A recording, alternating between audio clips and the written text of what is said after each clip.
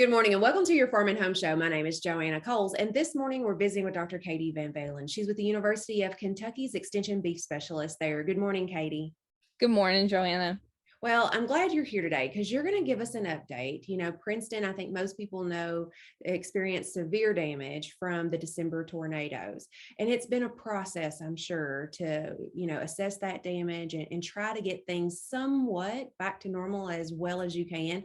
Just tell us a little bit about the damage that happened at the beef unit and what you guys are doing now.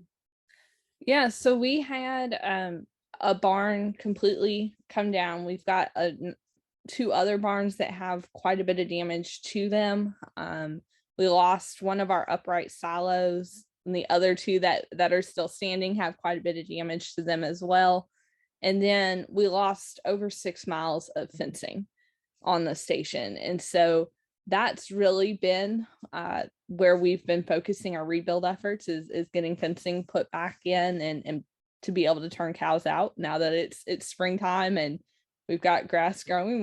We've got to get the cows turned out.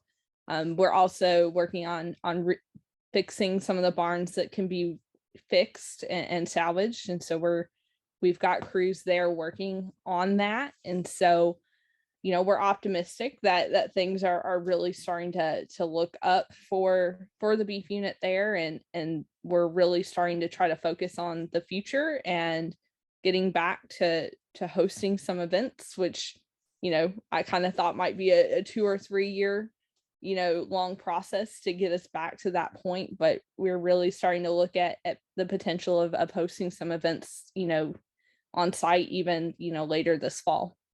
And, one of the missions, if people are not familiar with the Cooperative Extension Service, it's teaching in Lexington and on campus, and it's extension, the things that we do, but it's also research. And the research, just like farmers, has to go on. Those cattle have to be fed, cared for, just like you said, get turned out into pasture. And so I do think it's important to kind of walk through. I mean, we experienced quite a bit of damage here in Warren County, and I know some other parts of the state did as well. So you have a lot of farmers going through the exact same thing.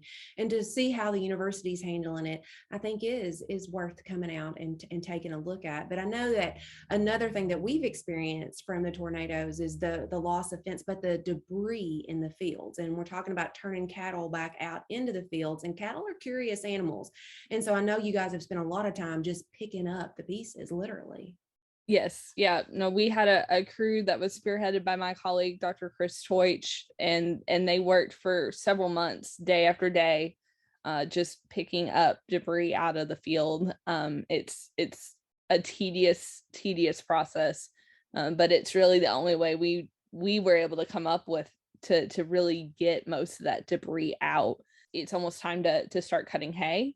We're going to be looking at that hay that came off of some of those fields that really were heavy, debris-ridden fields, to look at what is still in there. Well, and I know you guys are still working, obviously not at the station because your offices are no longer there, but with that process, you guys are still working at remote locations, extension offices there on the farm. And like you mentioned, you guys are looking forward to maybe having some people out later this fall. Yeah, so Beef Bash is our annual beef field day. It's the biggest beef event that we put on statewide. And so over the last several years, that event has bounced back and forth between being held up at Woodford County, being held virtually due to the COVID pandemic.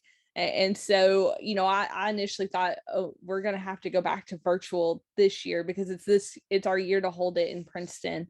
But we are doing a lot of things, although they are non-traditional to what we would typically talk about at Beef Bash. I think it's still a great opportunity to invite folks out and see the recovery process firsthand and see where we're at. So we're hoping to hold that event sometime in October. So be on the lookout for that. Absolutely. Well, Katie, certainly appreciate the information and all the work that you've done, keeping producers updated and informed with the process and what they can do with their own operation. So we certainly appreciate the information. And if you have questions, make sure to contact your local extension office and be watching for the date for Beef Bash coming this fall. Thanks for watching the Farm and Home Show, and have a great day.